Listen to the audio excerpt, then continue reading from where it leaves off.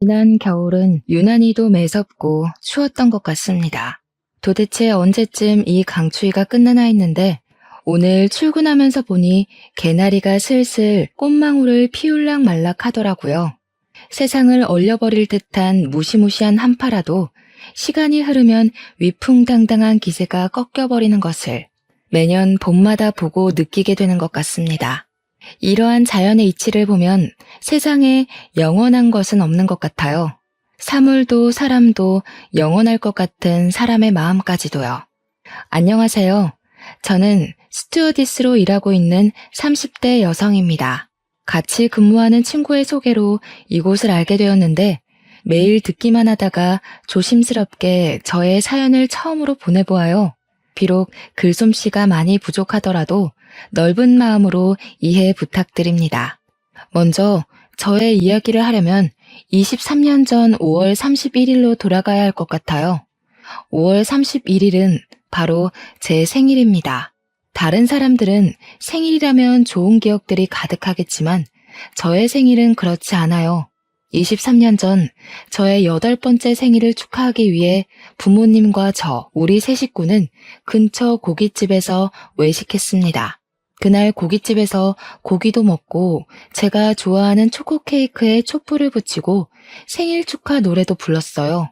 옆 테이블에 계시던 다른 손님들도 저의 생일을 축하해 주셨고 저는 아주 많이 행복해하며 배불리 식사를 마치고 고깃집에서 나왔는데 그 뒤로는 저의 기억이 없습니다. 나중에 들은 이야기로는 제 생일날 기분 좋게 외식을 하고 가족끼리 손을 잡고 횡단보도를 건너다가 음주운전 사고를 당해서 부모님 두 분 다 돌아가시고 저만 살아남았다고 해요. 당시 저는 고작 8살이었고 너무 충격적이어서 그런지 그날 고깃집에서 부모님과 함께 나온 기억은 있는데 사고 당시의 기억은 하나도 남아있지 않습니다. 기억이 나지 않는 사고 이후 저는 이모부, 이모와 함께 살게 되었어요. 변호사인 이모부와 유명한 영어학원 강사인 이모는 결혼한 지 꽤 되었으나 아이가 없었습니다. 길을 가다가 모르는 아이를 보아도 눈을 떼지 못할 정도로 두 분 다 아이를 정말 좋아했지만 끝내 아이는 생기지 않았어요. 아이가 없던 두 분은 저를 딸로 생각하기로 다짐하시고 하루아침에 부모님을 잃고 혼자가 된 저를 친딸처럼 대해주셨답니다. 저는 이러한 두 분의 적극적인 지원과 보살핌 속에 무사히 중학교를 졸업했고 고등학교 때도 꽤 좋은 성적을 얻을 수 있었어요. 수능 성적도 나쁘지 않아서 수도권의 꽤 유명한 4년제 대학교 영문학과와 지방의 4년제 대학교 영문학과 두 곳에 합격하였습니다. 수도권 영문학과는 꽤 좋은 학교이지만 학비가 비싸기로 유명한 곳이었고 지방의 대학교는 4년 전액 장학금을 받고 입학할 수 있었어요. 저는 수도권 영문학과에 가고 싶었지만 염치가 있는데 어떻게 비싼 대학교 학비까지 이모부와 이모한테 손을 벌리겠습니까? 그런다고 제가 아르바이트를 해서 벌기에는 학비가 너무 부담스러웠어요. 그래서 저는 수도권 대학은 포기하고 장학금을 받을 수 있는 지방의 대학교로 가기로 했습니다.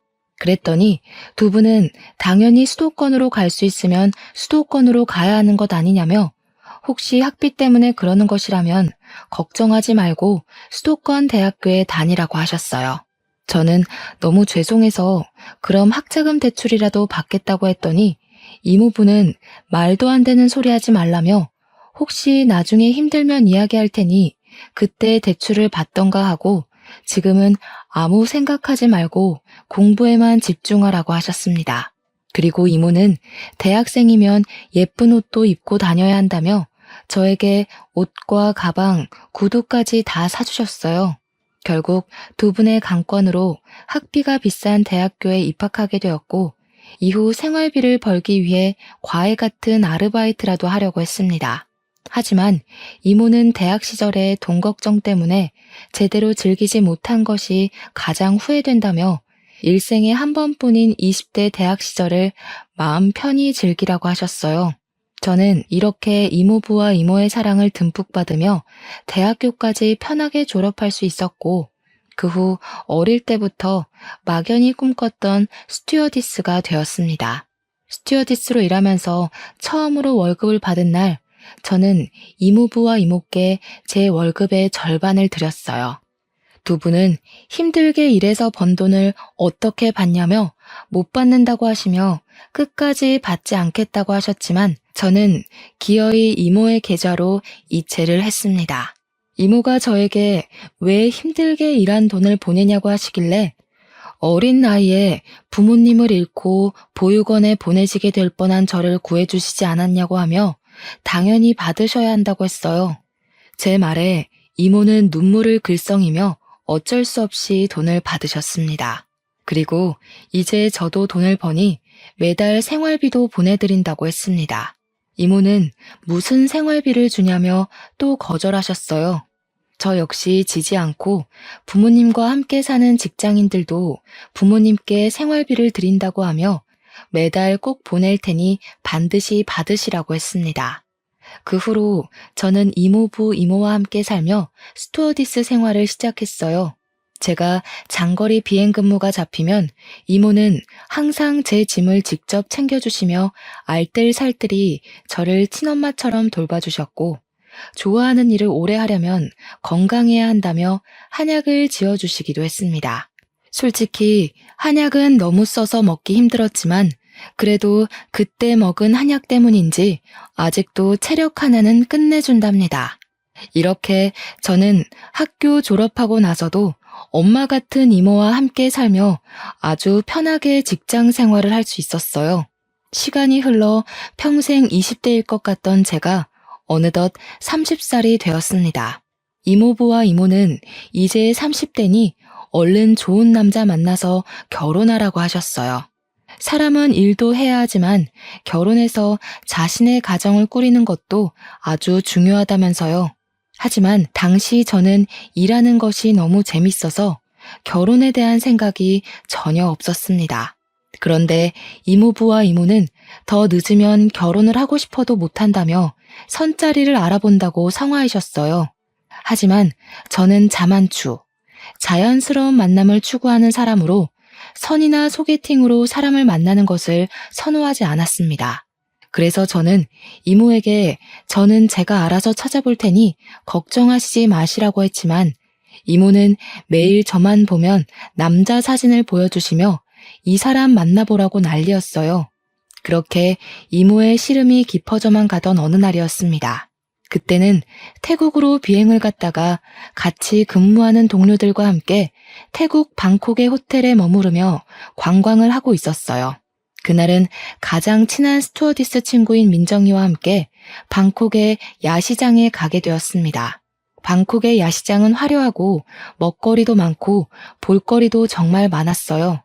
저와 민정이는 정신없이 야시장의 구석구석을 돌아다니며 구경을 하고 있었는데 웬 한국 남자가 우리를 계속 보고 있었습니다. 처음에는 같은 한국인이라서 반가워서 그런가 보다 했는데 이 남자분이 우리 쪽으로 오더니 민정이에게 아주 반갑게 인사를 하는 게 아니겠어요? 알고 보니 이분은 민정이의 대학교 동창으로 이름은 이정수고 직업은 치과 의사라고 합니다. 그동안은 페이닥터로 근무하다가 관두고 이번에 태국 여행을 마친 후 자신의 병원을 개원한다고 했어요.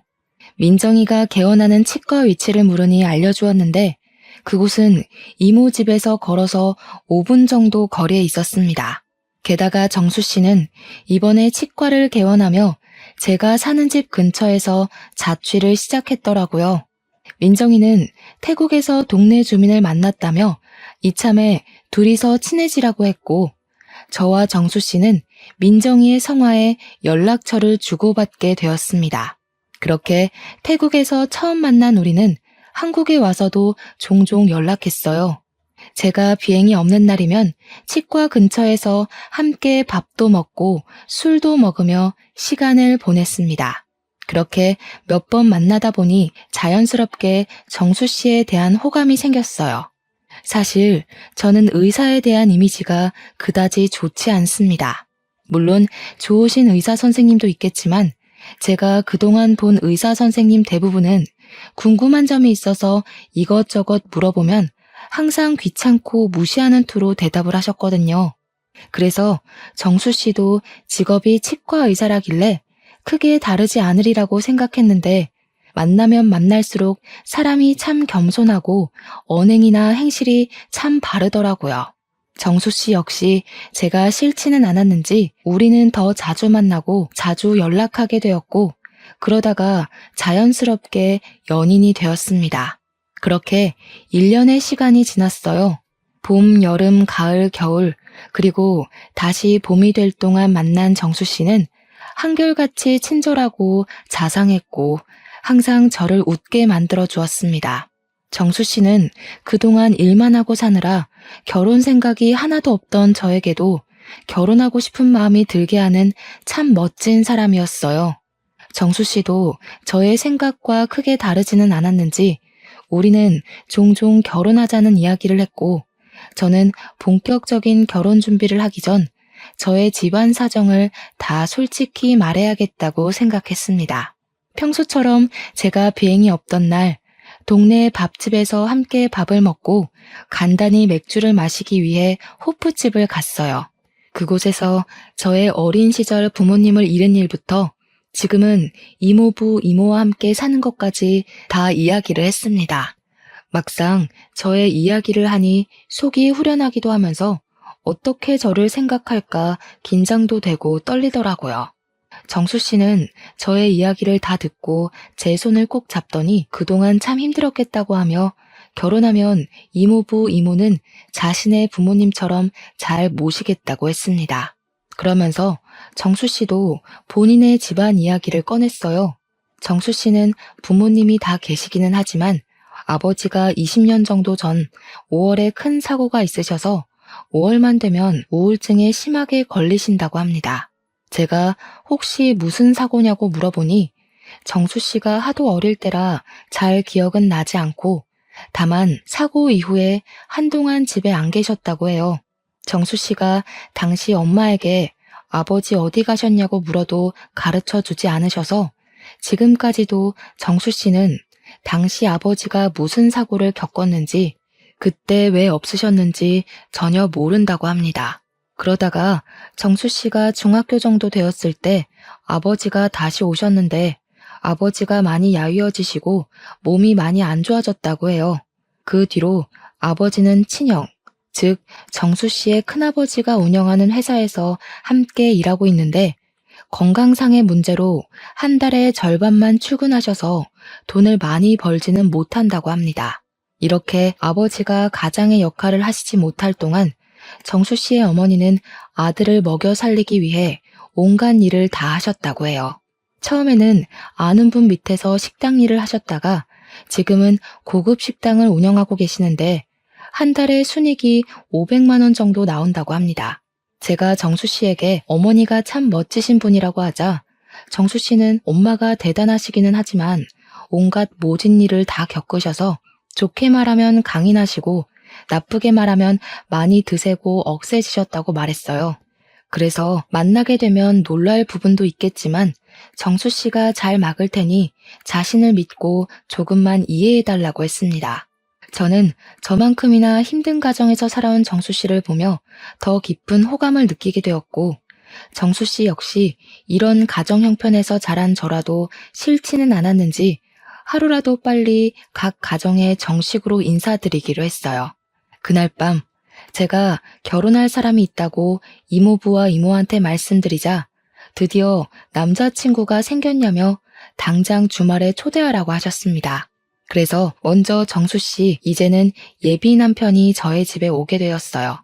이모는 옛날에는 사위가 오면 씨암탉을 잡았다고 하시며 평소에는 잘해주지도 않는 닭백숙에 굴비에 전복까지 아주 거하게 한상을 차리셨습니다. 제가 힘드시니 이렇게까지 하지 말라고 해도 이모는 처음으로 결혼하고 싶다며 데려오고 온 남자인데 당연히 이 정도는 해야 하는 거 아니냐고 하셨어요. 예비 남편은 집에 와서 이모가 차려준 밥상을 보며 이런 밥상은 생전 처음 받아본다며 밥을 2공기나 싹싹 비웠고 복스럽게 밥을 먹는 예비 남편을 보는 이모부와 이모는 아주 많이 흡족해 하셨습니다. 그리고 일주일 뒤, 날씨가 화창한 5월의 첫째 주 주말에 예비 시댁으로 첫인사를 갔어요. 사실 전에 예비 남편으로부터 어머니가 성격이 세시다는 말을 듣고 많이 걱정했는데 제 우려와는 달리 예비 시어머니는 저를 보자마자 아주 반갑게 맞이해 주셨고 큰 음식점을 운영하고 계셔서인지 말도 재밌게 잘하셨습니다. 예비 시아버지는 표정이 좋지 않으셨지만 이전에 예비 남편이 말한 대로 지금이 5월이라서 그러신 것으로 생각했어요. 그래도 저를 싫어하시지는 않는 듯했고 아버지는 자신이 몸이 좋지 않아서 그러니 이해해달라고 말씀하시고는 방으로 들어가셨습니다.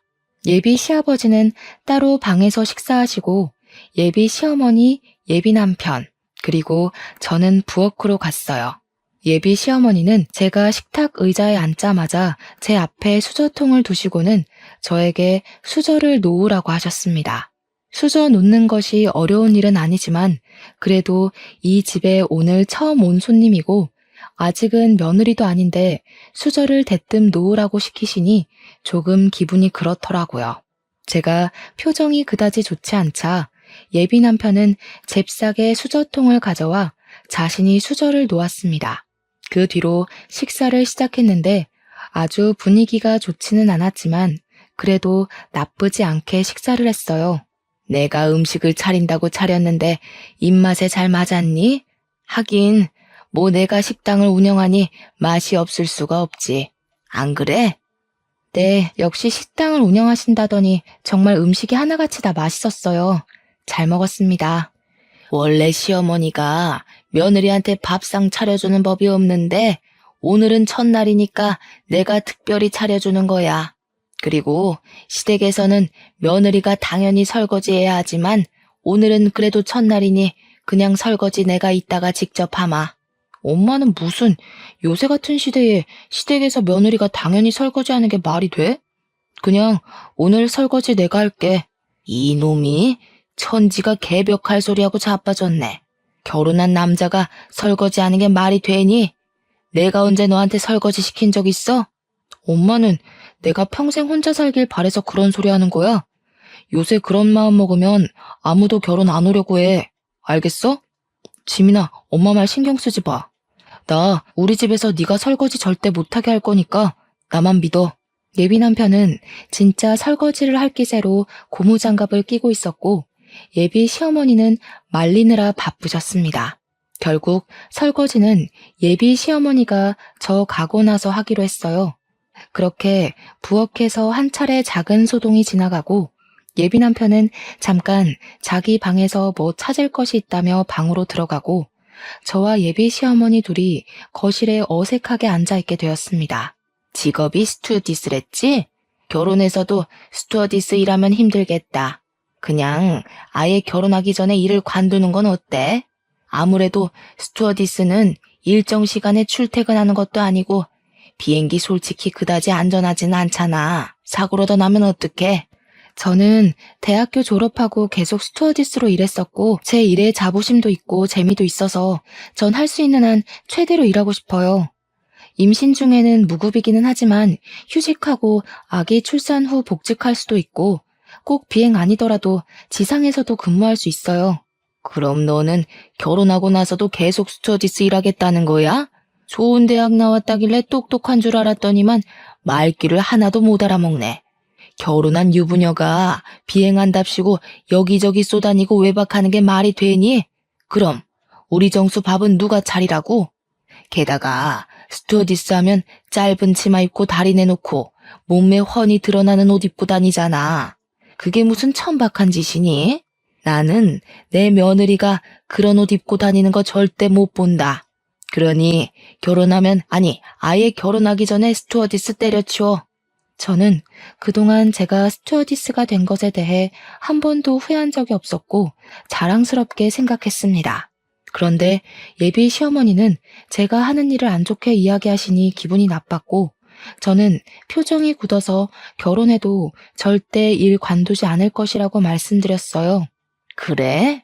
그럼 계속 맞벌이를 하겠다는 거지? 그럼 너희 둘이 같이 돈을 버니까 나한테 용돈 100만 원씩 보내라. 너도 스튜어디스 하면서 적지 않은 돈을 벌 것이니까 네가 받는 돈에서 100만 원만 나한테 보내. 죄송하지만 제가 일한다는 이유로 어머니한테 다달이 100만 원을 보내야 할 이유 전혀 없다고 생각합니다. 생신 같은 특별한 날이라면 모를까. 매달 드리는 것은 아닌 것 같아요. 그럼 내가 다 양보할 테니 들어와서 살아. 너는 비행 간다고 집 많이 비울 것 아니냐? 너 없는 동안 우리 아들이 혼자 밥 차려 먹고 설거지도 하고 할 생각하니까 속상해서 눈물이 날 것 같아. 아주 애 같아서 미치겠다고. 예비 시어머니는 결혼 후 아들이 혼자 밥 먹을 생각하면 너무 속상하다며 눈물을 뚝뚝 흘리셨고 저는 이 상황이 너무 황당했습니다. 그러던 중 예비 남편이 자신의 어릴 적 앨범을 들고 방에서 나왔어요. 예비 남편은 저에게 자신의 어릴 적 사진을 보여주려다가 울고 있는 어머니를 보더니 무슨 일이냐고 물었습니다. 아니 글쎄 얘가 결혼하고도 일을 계속 다닌다잖니. 우리 아들 결혼해서도 마누라 밥상도 못 받고 대접도 못 받을까봐 걱정돼서 눈물이 다 나오네. 그런다고 일 잘 다니는 사람에게 왜 일을 관두라고 해요? 요새는 예전과 달라서 맞벌이 해야만 하는 시대라고요. 그리고 내가 무슨 어린애도 아니고 혼자서 밥 잘 차려 먹을 수 있는데 걱정은 무슨? 그래도 남자가 결혼했으면 당연히 마누라가 차려준 밥상 받아야지. 결혼한 남자가 직접 밥상 차려서 먹는 것이 말이 되니? 원래 마누라의 본분은 남편의 밥을 정성껏 차리며 내조해야 하는 거야. 지민이가 마누라의 본분을 지키려면 회사를 관둬야 하지 않겠어? 말씀 중에 죄송한데요. 저는 제가 정수 씨의 보호자가 되는 것도 아니고 제가 왜 정수 씨의 밥상을 차려줘야 하는지 도무지 모르겠네요. 물론 제가 일을 하고 있지 않으면 회사에서 일하는 남편을 위해 정성껏 밥상을 차려줄 수도 있죠. 또 일한다고 해도 제가 먼저 퇴근하거나 집에 있으면 당연히 밥상을 차릴 것이지만 제가 정수 씨의 밥을 차리라는 이유로 잘 다니고 있는 직장을 관두라는 것은 도무지 이해가 가지 않네요. 일도 못 관두고 합가도 못 하겠다 이거지? 그러면 결혼하지 마. 너희 둘 결혼 절대 허락 못 해. 그리고 너는 어른이 말하면 그냥 네 할 것이지 두 눈 똑바로 뜨고 꼬박꼬박 말대꾸 하는 거 보면 인성이 아주 글러먹었어. 제가 어머니의 뜻대로 하지 못하겠다고 하자 어머니는 결혼을 허락하지 않겠다고 하셨고 저는 이런 어머니를 도무지 시어머니로 모실 수 없을 것 같아 결혼 못하겠다고 하고 그 집을 혼자 나왔습니다. 예비 남편은 제가 나가자마자 바로 따라 나서며 저를 붙잡았어요. 저는 예비 남편에게 어머니의 요구 단 하나도 들어드릴 수 없을 것 같아서 우리 헤어져야겠다고 했습니다. 그러자 예비 남편은 길거리에서 무릎까지 꿇으며 빌었어요. 물론 예비 남편은 정말 좋은 사람이었으나 사실 결혼이 당사자끼리만 좋다고 무작정 할 수 있는 것은 아니잖아요. 그래서 마음이 아프지만 울먹이며 매달리는 예비 남편을 뒤로하고 집으로 돌아갔습니다. 집에 오니 이모와 이모부가 오늘 어땠는지 물어보시길래 예비 시어머니에 대해 솔직히 말씀드렸어요. 이모는 아무리 예비 남편이 좋은 사람이라도 시어머니 자리가 그 모양이면 결국 이혼할 수밖에 없다며 힘들겠지만 잘했다고 하셨습니다. 이렇게 저는 예비 남편과 끝이 날 줄 알았어요. 그런데 다음 날부터 예비 남편은 퇴근 후 매일 우리 집에 찾아와 저와 이모, 이모부까지 설득하기 시작했습니다. 죄송하다고 빌기도 하고 원하면 어머니와 연을 끊겠다고까지 했어요. 어머니와 연까지 끊겠다는 예비 남편을 보니 마음이 아프기도 하고 미안하기도 했습니다. 다시 만나볼까도 생각했지만 어머니와 연 끊고 저와 함께 사는 예비 남편을 보면 저 역시 마음이 편치 않을 것 같아 마음을 굳게 먹고 예비 남편에게 연락이 와도 일부러 매몰차게 대했어요. 그렇게 일주일이 지났습니다. 그날은 주말이지만 스케줄이 없어서 모처럼 이모부, 이모와 함께 푹 쉬는 날이었어요. 집에서 쉬고 있는데 모르는 번호로 전화가 와서 받아보니 예비 시어머니가 기니 할 말이 있으니 만나자고 했습니다. 솔직히 만나기 싫었지만 하도 통사정을 하셔서 어쩔 수 없이 근처 카페에서 만나기로 했어요. 예비 시어머니는 저를 보자마자 그때는 정말 미안했고 스튜어디스가 그렇게 멋진 일을 하는지 몰랐다고 했습니다. 그러면서 우리 아들 정수가 지민이 너만을 원하니 결혼시키겠다고 하셨어요. 일도 계속 다니고 합가하자는 말도 하지 않을 테니 그저 둘이 잘 살라고 하셨고 어머니의 사과에 마음이 풀린 저는 예비 남편과 결혼하기로 다시 생각했습니다. 제가 예비 시어머니한테 사과를 받았다고 하니 이모와 이모부 역시 결혼을 반대하지 않으셨고 우리는 바로 상견례 날짜를 잡았어요. 상견례 날 예비 시어머니는 구석에 앉아 아무 말도 하지 않았고 예비 시아버지만 이야기하셨습니다. 사실 이전에 사건들이 있어서 걱정을 많이 했지만 생각보다 분위기는 좋았어요. 이모부는 평소에는 말이 많지 않지만 그날은 저에 대한 칭찬을 엄청 하셨고 저는 너무 쑥스러웠습니다. 그런데 자꾸 이모가 예비 시아버지가 어디선가 많이 뵌 것 같다고 했어요. 예비 시아버지도 이모를 보며 어디선가 뵌 것 같은데 어딘지 모르겠다고 했습니다. 이모부는 아무래도 사돈이 될 운명이라서 서로 알아보는 것 같다며 웃어 보이셨어요. 그렇게 좋은 이야기가 오가다가 우리의 신혼집과 예단에 관한 이야기가 나왔습니다. 우리의 신혼집은 예비 시어머니의 명의로 된 오피스텔로 하기로 했어요. 그곳은 예비 남편의 직장과 공항 사이에 있었는데 집이 넓지는 않지만 어차피 둘이 사니 크게 문제는 없을 것 같아 좋다고 했습니다. 우리 며느리 성격이 아주 시원시원해서 좋네. 그럼 저희 쪽에서 집을 마련했으니 예단비를 좀 받았으면 해요. 얼마 전에 내 친구가 아들 결혼시키며 며느리한테 예단비 2억에 골프 회원권에 명품 가방까지 받았다더라고요. 저는 염치가 있어서 다른 것들은 바라지 않고 그저 예단비 2억만 보내주세요.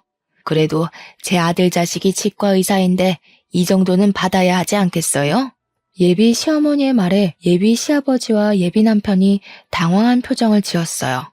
예비 시어머니는 우리 가족의 표정은 깡그리 무시한 채 원래는 더 많은 것을 준비해야 하지만 선심 써서 2억만 요구한다는 식으로 말을 했습니다. 2억이요? 2억이 적은 돈도 아닌데 너무 쉽게 예단비로 말씀하시니 조금 당황스럽네요. 2억은 너무 과해요. 아들한테 들었는데 친엄마가 아니라 이모님, 이모부님이시라면서요? 친딸이 아니라 그런가? 만약에 친딸이었으면 2억이 아니라 10억이라도 예단비 마련해 주시지 않겠어요? 뭐요? 우리 지민이 제 배 아파서 낳은 자식은 아니지만 맹세코 제 자식이 아니라고 생각해 본 적 단 한순간도 없습니다. 그리고 제가 신혼집 알아보면서 신혼집으로 주신다는 그 오피스텔 시세도 알아봤었는데 8천만 원 정도 하는 것으로 알고 있어요. 거기에 맞춰서 예단을 준비할 테니 그리 아세요. 지민이는 일 관두고 집에 들어와서 살라니까 그것도 싫다 그러더니 예단비 2억도 싫다는 것이에요? 이 집은 이모나 지민이나 고집불통인 집구석이네요. 이렇게 고집불통이니 팔자가 사납지 사나워. 뭐라고요? 지금 그 말 무슨 뜻을 하시는 거예요? 무슨 뜻이라뇨? 글자 그대로 팔자 사나운 집안이라고요. 이렇게 팔자가 사나우니 한날 한시에 제 어미랑 아비가 다 돼진 것이죠. 이런 팔자 사나운 집에 우리 아들 장가 못 보내겠네요. 사랑하는 우리 아들도 팔자 사나운 년 만나서 죽어버리면 어쩐답니까? 예비 시어머니의 기가 막힌 말에 이모부와 이모는 말 그대로 눈이 뒤집혔습니다. 특히 이모가 화가 많이 나셔서 큰 소리로 대판 싸우고 난리가 났고 상견례 자리는 순식간에 싸움터로 변했어요. 예비 남편은 이모부와 이모 그리고 저에게 무릎까지 꿇고 엄마 때문에 죄송하다고 말하며 빌었습니다. 예비 시어머니는 그토록 사랑하는 아들이 자신 때문에 무릎 꿇고 싹싹 비는데도 내가 왜 이딴 집구석에 비느냐고 하며 일어나라고 난리고 예비 시아버지는 머리를 감싸며 한숨만 쉬시고 있었어요. 이렇게 저의 상견례는 아수라장이 되었습니다. 그 뒤로 예비 남편은 치과에서 퇴근하면 우리 집으로 찾아와서 사과했지만 이모부와 이모는 설득해서 돌려보냈어요. 이렇게 저와 예비 남편은 끝이 났습니다. 그리고 5월 31일이 되었어요. 이날은 앞서 말했듯이 제 생일이자 제 부모님이 돌아가신 날이에요. 이모부, 이모, 그리고 저는 5월 31일만 되면 부모님을 모신 납골당으로 갔습니다. 그날도 어김없이 납골당으로 갔는데 웬 중년의 남성이 부모님의 영정사진 앞에서 죄송하다고 말하며 허리를 90도로 숙여 인사를 하고 있었어요. 그러다가 우리가 오는 소리가 나자 후다닥 도망갔습니다. 그런데 왠지 그 중년의 남성분이 어디서 많이 뵌 것 같기도 하고 왜 우리 부모님께 죄송하다고 말하는지 궁금해서 재빨리 쫓아갔어요. 황급히 도망치는 남성분을 붙잡고 얼굴을 보니 바로 저의 전 예비 시아버지였습니다. 저는 깜짝 놀라 여기에는 왜 오셨냐고 하니 아는 사람의 기일이라 여기 왔다고 하셨어요. 그러면서 저한테는 여기 왜 왔느냐길래 우리 부모님의 기일이라 왔다고 했더니 갑자기 주저앉으셨습니다. 그 순간 왜인지는 모르겠지만 부모님이 사고 났을 때가 영화의 한 장면처럼 떠올랐어요. 지금부터 23년 전 5월 31일, 저는 어두운 저녁에 부모님과 함께 고기를 먹고 아이스크림 케이크를 사서 집으로 가고 있었어요. 장소는 제가 다니는 초등학교 앞이었고 이미 다들 학교한 시각이라 사람이 거의 없었습니다. 집에서 아이스크림 케이크 먹을 생각에 신나서 집에 가는데 비틀거리며 한 자동차가 달려왔어요. 그 자동차는 바로 우리 쪽으로 돌진했고 부모님은 어린 저를 살리시려 저를 밀어내시고 두 분은 자동차에 치이셨습니다. 부모님은 길에 쓰러져 계셨고 고작 8살밖에 안 된 저는 너무 놀라서 울지도 못하고 그 자리에 그대로 굳어버렸습니다. 그리고 자동차를 운전하던 사람은 놀란 얼굴로 차 문을 열고 나와 바닥에 그대로 주저앉았습니다. 잠시 후 누군가의 신고로 경찰들이 오고 자동차를 운전하던 사람은 경찰서로 끌려갔는데 그 사람이 바로 저의 전 예비 시아버지였어요. 이모부와 이모도 그제야 기억나는지 전 예비 시아버지한테 따지기 시작했습니다. 어디서 얼굴을 봤다 했는데 이제야 얼굴이 기억나네. 너 때문에 우리 지민이는 어린 시절 화목했던 가정을 잃었어. 인제 와서 영정사진 앞에 서서 사과하면 뭐해? 그런다고 당신 때문에 죽은 우리 동생 부부가 살아서 돌아와? 나쁜 놈. 죄송합니다. 제가 잘못했습니다. 죄송한 마음에 징역을 살고 출소한 후에도 매년 이곳을 찾았어요. 저 그날 이후로 자동차도 운전하지 않고 술도 한 잔도 마시지 못하며 살고 있습니다. 당연히 용서 안 되시겠지만 죄송합니다. 미안하다 지민아. 정말 미안해. 지금 감옥 다녀왔다고 죗값을 다 받았다고 용서가 된다고 생각해? 법은 용서했을지 몰라도 우리는 용서 못해. 여기가 어디라고 뻔뻔하게 와. 절대 오지 마. 다시는 여기 오지 마. 전 예비 시아버지는 이모의 불호령에 기어가다시피 해서 그곳을 빠져나갔습니다. 저는 그 자리에 주저앉아 펑펑 울었어요. 그날 밤 잠을 자다가 꿈을 꿨는데 사고 당시의 현장이 계속 꿈에 나왔습니다. 꿈에서 깼다가 다시 잠이 들면 또 그 꿈이었고 그렇게 잠을 계속 깨다가 거의 자지 못하고 아침이 되었어요. 다음날 잠을 거의 못 자고 울기만 해서 눈이 팅팅 붓고 얼굴도 푸석하니 몰골이 많이 아니었습니다. 다행히 이날은 일정이 없어서 집에서 쉬고 있는데 전 예비 시어머니가 근처 카페로 잠깐 나와보라는 거예요. 나가기 싫다고 했더니 그럼 집으로 찾아온다길래 어쩔 수 없이 저번에 봤던 근처 카페로 갔습니다. 카페로 들어가기 전 저는 이전에 어머니께서 막말하시던 모습들이 생각나 핸드폰에 녹음기를 켰어요. 카페에 들어가니 이미 전 예비 시어머니가 자리를 잡고 앉아 계셨습니다. 이야기는 들었다. 우리 남편의 음주운전으로 너희 부모가 죽은 건 안타깝다만 그래서 내 남편도 감방 가서 죗값 받았잖아. 난 남편 없이 우리 정수 혼자 키웠는데 그 정도면 벌은 다 받은 거 아니야? 내가 특별히 예단비는 안 받을 테니 우리 정수랑 결혼하렴. 정수, 너 없다고 죽으려고 하더라. 나도 솔직히 너 정말 마음에 안 드는데 그놈이 너 아니면 안 된다는데 어떡해? 죽은 사람 소원도 들어준다는데 산 사람 소원 한번 들어줘봐. 너 때문에 우리 아들 죽일 수는 없잖아. 전 예비 시어머니는 아주 당당하고 뻔뻔했고 저는 녹음하기를 참 잘했다고 생각했습니다. 더는 그 자리에 있을 필요가 없을 것 같아 아무 말 없이 자리를 박차고 일어나 카페를 나왔어요. 전 예비 시어머니는 이 와중에도 저에게 부모 없이 자라 버릇이 하나도 없다며 손가락질을 하셨습니다. 저는 너무 화가 나서 카페에서 나와 제가 들은 어머니의 파렴치한 언행들이 녹음된 파일을 전 예비 남편에게 보냈어요. 전 예비 남편은 한참 뒤 미안하다고 연락이 왔는데 뭔가 느낌이 이상해서 바로 전화를 해보니 전화를 받지 않더라고요. 혹시나 하는 마음에 전 예비 남편이 의사로 있는 치과도 가봤지만 치과의 문도 닫혀 있었습니다. 그 뒤로 전 예비 남편은 연락이 되지 않았고 치과 문도 열리지 않았어요. 그리고 며칠 뒤 전 예비 시아버지한테 충격적인 전화가 왔습니다. 전 예비 남편이 스스로 삶을 끊었다고 말이에요. 그래도 한때 진심으로 마음을 다해 사랑했던 사이였기에 마지막 가는 길에 인사를 하는 것이 예일 것 같아 장례식장으로 갔습니다. 장례식장은 전 예비 시어머니의 절규 소리로 가득했어요.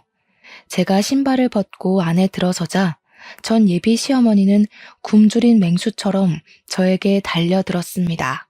네 년이 감히 여길 찾아와? 지 부모도 한날 한시에 죽게 만든 팔자 사나운 년이 우리 정수도 죽여버렸어. 네가 우리 아들 이렇게 만든 거야. 이 팔자 사나운 년아, 우리 아들 죽이고도 모자라서 지옥에 보내려고 그래? 당장 꺼져. 끝까지 반성의 기미는 없고 저에게 팔자 사나운 년이라며 짓거리는 전 예비 시어머니. 아니, 그 늙은 아줌마의 면상을 보니 더는 화를 참을 수가 없었습니다. 그래서 사람들이 있든 말든 늙은 아줌마의 뺨따기를 있는 힘껏 갈겼어요. 딸뻘인 제가 자식을 잃고 오열하는 사람의 뺨따기를 때리는 것을 보고 사람들이 저를 손가락질하며 웅성대기 시작했습니다. 저는 그들이 그러든 말든 신경 쓸 겨를이 없었어요. 당신 아들이 죽음을 선택한 건 다 당신의 뻔뻔한 태도 때문이야. 자기가 아들을 죽여놓고 어디서 내 탓을 돌려? 이봐 아줌마, 제발 정신 좀 차려. 그딴 식으로 사니까 당신 주변 사람들 다들 힘들어하잖아. 아니야? 뭐? 아줌마? 인연이 정신 나갔나? 진짜 안 꺼져? 안 꺼지냐고? 원하면 꺼져줄게. 근데 그 전에 내가 이 자리에서 사람들에게 반드시 들려주고 싶은 것이 하나 있어. 아줌마도 두 귀로 똑똑히 잘 들어. 저는 이전에 전 예비 시어머니가 카페에서 저에게 짓거렸던 파렴치한 대화 녹음본을 틀었습니다. 순간 장례식장은 조용해졌고 전 예비 시어머니는 자신이 뱉은 말에 어쩔 줄을 몰라 했어요. 독한 년, 세상에 내가 했던 말을 녹음까지 하셨어? 아주 대단하시네. 그렇게 독한 년이 지 애미 애비도 다 잡아먹고 우리 아들까지 잡아먹었지. 이 재수 옹붙은 년 같으니라고. 전 예비 시어머니는 온몸에서 도끼를 뿜으며 온갖 말로 저에게 살벌한 저주를 내렸습니다. 그때 어디선가 나타난 전 예비 시아버지가 전 예비 시어머니 얼굴에 육개장 그릇을 던져버렸어요. 네가 그러고도 사람이야? 지민이 말 틀린 거 하나 없어. 너의 그 뻔뻔하고 아나무인의 성격이 우리 정수 죽게 만든 거라고. 지민이가 아니라 네가 우리 정수를 잡아먹은 거라고. 좀 정신 좀 차리고 사태 파악 좀 하고 살아, 이 무식한 옆에 내야. 나 당신같이 뻔뻔하고 무식한 사람이랑 더는 같이 못 살아. 정수도 이렇게 된 마당에 우리 그냥 갈라서자. 전 예비 시아버지의 말에 주변 사람들은 전 예비 시어머니 얼굴을 보고 수군거리면서 손가락질을 하기 시작했습니다. 어떤 아주머니는 큰 소리로 엄마의 드센 성격 때문에 자기 아들을 죽인 것이라며 떠들기 시작했어요. 사람들의 따가운 눈총을 이기지 못하고 전 예비 시어머니는 얼굴이 시뻘개진 채로 장례식장을 박차고 나가버렸습니다. 장례식장은 더 시끄러워지기 시작했고 저는 이렇게 제 남편이 될 뻔했던 남자에게 마지막 인사를 하고 나왔어요. 그리고 지금 이 일이 있은 지 1년 정도의 시간이 흘렀습니다. 사실 그동안 너무 힘들었고 잠도 잘 자지 못했어요. 일주일에 한 번씩은 전 예비 남편이 꿈에 나와서 미안하다고 하며 눈물을 흘리며 나타났고, 전 예비 남편의 꿈을 꾼 날은 하늘로 간 그 사람 생각에 온종일 아무 일도 하지 못했습니다. 한동안 저는 웃지 못했고 웃고 싶지도 않았어요. 이모부와 이모는 잠도 못 자고 밥도 잘 못 먹는 저를 걱정하셨고, 이제는 부모님과 전 예비 남편을 놓아주라고 했지만 도무지 그럴 수가 없었습니다. 그런데 어제 꿈에 부모님과 저의 전 예비 남편이 함께 나왔어요. 부모님은 꿈에서 저를 꼭 안으며 아주 환하게 웃어주셨고, 전 예비 남편 역시 그 옆에서 환하게 웃고 있었습니다. 꿈에서 깨어나니 오래 앓은 병을 이겨낸 것처럼 아주 개운하고 상쾌했고 마음이 아주 편한 기분마저 들었어요.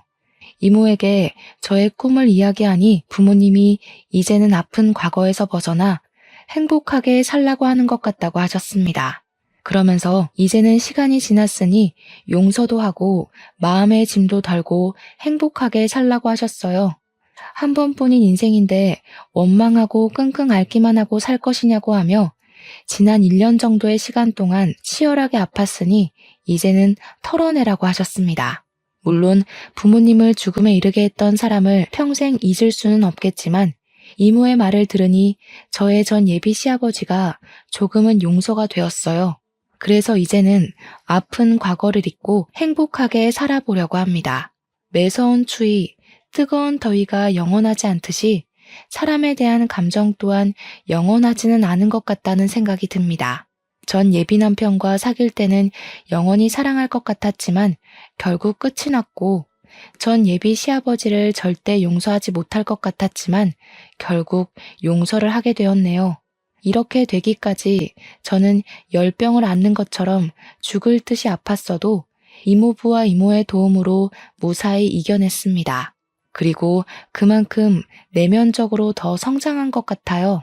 이를 발판으로 앞으로는 더 단단한 사람이 되어 먼 훗날 하늘에서 우리 부모님을 만났을 때 자랑스러운 딸이라고 칭찬받고 싶네요.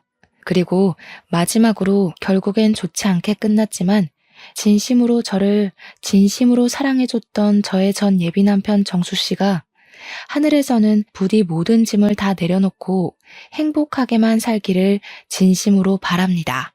다음 생이라는 것이 존재한다면 그때 꼭 다시 만나 이번에 못 이룬 사랑을 이뤄보고 싶네요. 여기까지가 저의 이야기입니다. 저는 결국 사랑을 이루지 못했지만 저의 사연을 듣는 모든 분들은 원하시는 사랑, 일 모두 다 이루시고 행복하게 사시기를 바래요. 지금까지 들어주셔서 감사합니다.